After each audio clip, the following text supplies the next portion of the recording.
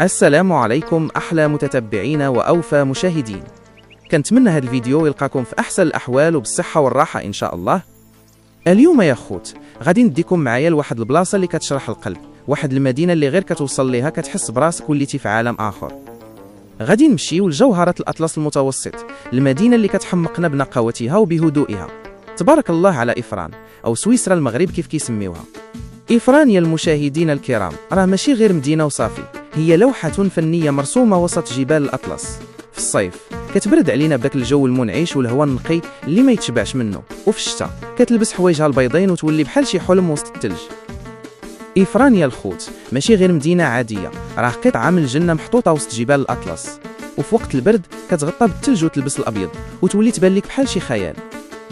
هنا غادي نتمتعوا مع بعضياتنا بهاد الغابات ديال الأرز اللي كتعطي واحد الهيبة للمكان، وغادي نشوفوا البحيرات الزوينة ونعيشوا هاد المزيج الرائع بين الطبيعة اللي باقية بجمالها الأصيل وبين العمارة الأنيقة اللي كتميز المدينة. بقاو معايا في هاد الجولة باش تشوفوا إفران بعويناتكم وتكتشفوا علاش كل من زارها كيبغي يرجع ليها 1000 مرة. إفران يا المشاهدين الكرام هي واحدة من أجمل المدن في المغرب، وكتعتبر من أهم البلايص اللي خاص الواحد يزورها في المملكة. مدينة هادية وكتعطيك واحد الإحساس بالراحة والسكينة اللي ما تلقاهاش في بلاصة أخرى. كاين اللي كيسميها سويسرا المغرب، وهذا الشيء بسبب المناظر الطبيعية اللي فيها والجو ديالها اللي معتدل العام كامل، وخصوصا في وقت البرد ملي كيتغطى كل شيء بالثوب الابيض ديال الثلج وكتولي بحال شي لوحة فنية مرسومة. إفران معروفة بالثقافة والتقاليد ديالها الغنية اللي مخلطة ما بين العادات الأمازيغية والعربية الأصيلة. الناس تما مازالين شادين في تقاليدهم القديمة ومعروفين بالقيم ديالهم والترحاب سواء في الأعياد ولا في المناسبات. وحتى المطبخ ديالهم تبارك الله كيشهي، فيه أطباق تقليدية لذيذة بحال الطويجنات اللي كيطيبوا على حقهم وطريقهم، بلا ما نساو كيسان ديال أتاي.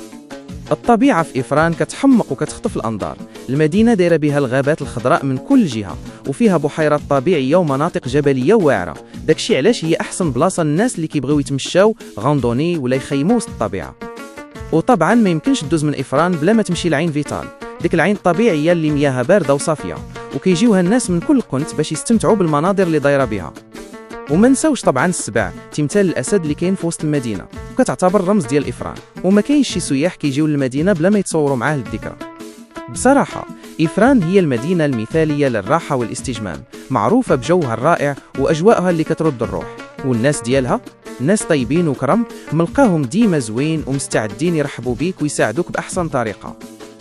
طبعا يا المشاهدين الكرام مدينة إفران فيها بزاف ديال الخيارات فين تقدروا تسكنوا وتستمتعوا بالعطلة ديالكم، سواء كنتوا باغيين الفخامة ديال الفنادق أو الخصوصية ديال الشقق والديور للكراء. بالنسبة للفنادق كاينين فنادق من كاع المستويات اللي كتناسب كل واحد، وجيبوا أولهم ميشليفان ريزورت وغولف، وهذا راه من أشهر وأفخم الفنادق في إفران، اللي باغي اللوكس والاستجمام الحقيقي يجي لهنا. كاين عاوتاني زيفير إفران، فندق زوين بزاف ومحبوب عند العائلات والمجموعات. وإلا كنتي كتقلب على حاجة اقتصادية كاين هوتيل فراين زوين وقريب لوسط المدينة، وأيضا ريزيدنس إفران بالاس اللي جاي في القلب ديال المدينة وقريب لكل شيء. بلا ما نساو فنادق أخرى بحال رايز إن ذا فالي اللي فيه هدوء كيحمق، وفنادق معروفة بحال شاموني وبيرسينيجي وراس إلما. إفران تبارك الله فيها شقق وديور مفروشة واعرة خصوصا للعائلات اللي مجموعين وباغيين يجمعوا الشمل ويقضيو وقيت زوين. كاينين شقق مفروشة بحال اللي كاينين في البريري، هاد البلاصة كتعطيك الخصوصية وكتحس براسك في جو عائلي بامتياز. والأثمنة هي فيها وعليها، تقدر تلقى شقق كتبدا من 250 درهم حتى ل 600 درهم الليلة الواحدة، وطبعا هادشي كيبقى على حساب الكبر ديال الدار وفين جات بالضبط. وطبعا تقدروا تضربوا دويره في مواقع بحال ايربي ولا بوكينغ، وغادي تلقاو شاليهات وديور كتحمق تختاروا منها اللي يعجبكم وعلى ذوقكم. باختصار إفران فيها فين تنعس وفين ترتاح، غير ما تنساوش تجيبوا معكم حوايج سخان راه البرد تما كاين. وما يمكنش نهضروا على إفران بلا ما نذكروا جامعة الأخوين اللي كتعتبر مفخرة للمغرب وواحدة من أحسن الجامعات في المملكة. المكان ديالها كيحمق، جاية وسط الطبيعة والهواء النقي، وكتجمع بين القرايه اللي في مستوى عالي وبين واحد الجو اللي كيخلي الطالب يعيش تجربه ما ينساش. شنو هي هذه الجامعه؟ هي جامعه خاصه باش تعطي تعليم في المستوى سواء في البكالوريوس الماستر ولا حتى الدكتوراه، والزوين فيها انها كتركز بزاف على التطبيقي وعلى المهارات اللي كيحتاجها الطالب باش يلقى خدمته واجده في سوق الشغل. وعلاش هي مميزه؟ بكل بساطه حيث عندها برامج قويه ومتنوعه من الاداره والاقتصاد للقانون والعلوم السياسيه وحتى الهندسه وتخصصات اخرى. والاساتذه ديالها تبارك الله جايبين معاهم تجربه دوليه وخبره كبيره، وكيعلموا الدراري كيفاش يفكروا بطريقه حره ويبتكروا ويديروا المبادره. كيفاش دايره الحياه داخل الجامعه؟ الجو تم احترافي وفيه بزاف ديال الصداقه. الطلاب كيجيو ليها من كاع المدن المغربيه وحتى من برا، يعني كاين واحد التنوع ثقافي واعر. والجامعه عامره بالانشطه والجمعيات اللي كتخلي الطالب يكون اجتماعي ومتفاعل مع الوقت. الانفتاح على العالم، جامعة الأخوين عندها شراكات مع جامعات عالمية كبيرة، وهذا الشيء كيخلي الطلبة يقدروا يمشيو يكملوا قرايتهم برا كتبادل دراسي ولا يشاركوا في مشاريع دولية. الغرض من هذه الجامعة ماشي غير تاخد شهادة وتعلقها، ولكن باش تخرج وانت عندك مهارات اللي تخدم بها في المغرب ولا حتى في الخارج. إفران يا المشاهدين الكرام هي البلاصة المفضلة عند الرياضيين. إفران معروفة بالجو ديالها البارد والمعتدل العام كامل، وخصوصا في الصيف ملي كتكون الحرارة شاعلة في المدن الأخرى، هنا كيكون الجو منعش. هذا الجو كيكون مثالي للرياضيين اللي بغاو يديروا تدريبات قوية بلا ما يسخفوا بالصهد، يعني تما تقدر تدرب وانت مرتاح. الارتفاع، إفران كاينة في العلو على سطح البحر، وهذه المرتفعات هي اللي كتعاون باش تطلع اللياقة البدنية والقدرة على التحمل عند الرياضي. كاينين ابطال كيجيو يديروا السطاج ديالهم هنا في الجبل باش يعزوا السفل ديالهم ويوجدوا البطولات الكبيره. الطبيعه، المناظر الطبيعيه في إفران كتخلي التريننج يكون متعه حقيقيه. الغابات، البحيرات والمسالك الجبليه كيعطيو للرياضيين فرصه باش يدربوا وسط الطبيعه، وهذا الشيء كيحمسهم يخرجوا احسن ما عندهم في الهواء الطلق. الهدوء، إفران مدينه هاديه وصغيره ما فيهاش الصداع والزحام ديال المدن الكبيره. هذا الهدوء كيعاون الرياضيين باش يركزوا مزيان في التدريبات ديالهم بلا ما يتشوشوا، وهذه البيئة كتخليهم يكونوا في أعلى درجات التركيز على الأهداف ديالهم. مراكز رياضية، وزيد عليها أن إفران فيها مراكز رياضية خاصة اللي كتوفر تجهيزات وتدريبات في مستوى عالي، وكيعطيو للرياضي فرصة باش يتدرب في ظروف احترافية ومثالية. بزاف ديال الرياضيين والمدربين كيتجمعوا في إفران باش يوجدوا لسباقاتهم ومبارياتهم في هذه الظروف الواعرة. المدينة كتجمع كل شيء، الجو، الطبيعة والهدوء، وهذا الشيء هو اللي كيردها الوجهة رقم 1 عند الأبطال. ودابا يا المشاهدين غادي نعطيكم واحد الفكرة على شحال كتبعد إفران على المدن اللي قريبة ليها، باش اللي ناوي يزورنا يعرف شحال ديال الطريق تابعه. آزرو هي الأقرب لينا، كتبعد على إفران غير ب 19 كيلومتر، يعني طريق ديال 20 دقيقة وتكون تما. إيموزاركوندر حتى هي قريبة، المسافة بيناتهم تقريبا 27 كيلومتر. مدينة فاس العاصمة العلمية كتبعد على إفران ب 65 كيلومتر. مدينة مكناس المسافة بيناتهم حتى هي في حدود 65 كيلومتر. يعني كيف كتشوفوا إفران جاية في موقع ممتاز وقريبة لكل شيء، وهذه المسافات القصيرة بالكيلومتر هي اللي كتخلي الناس يقدروا يدوزوا فيها غير نهار ويرجعوا لمدنهم مرتاحين. السمية ديال إفران أصلها أمازيغي قح، وهي الجمع ديال كلمة إيفري، وبالأمازيغية إيفري كتعني المغارة ولا الكهف. علاش هاد السمية بالضبط؟ حيت المنطقة دايرة بها بزاف ديال الكهوف الطبيعية اللي كاينين في الجبال، وخاصة في البلايص اللي هابطة الجهة واد تيزكويت. شنو كان كيدار بهم؟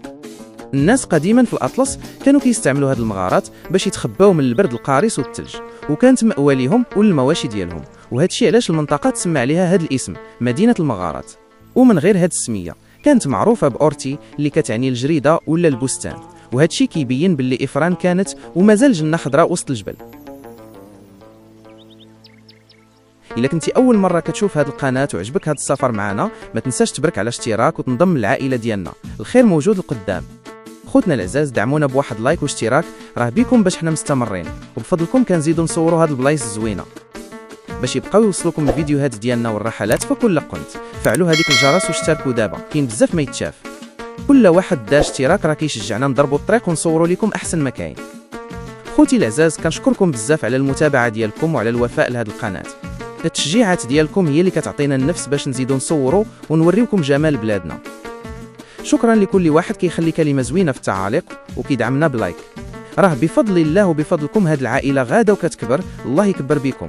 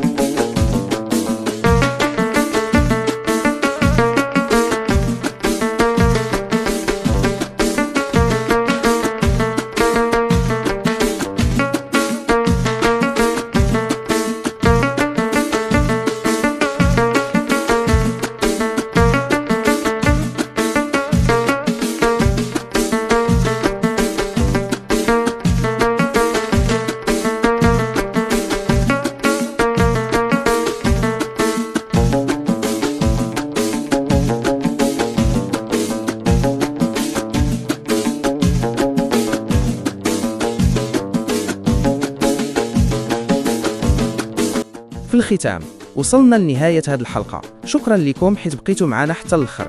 الله يحفظكم ويخليكم لينا، ونتلاقاو في ساعة الخير في فيديو جديد إن شاء الله.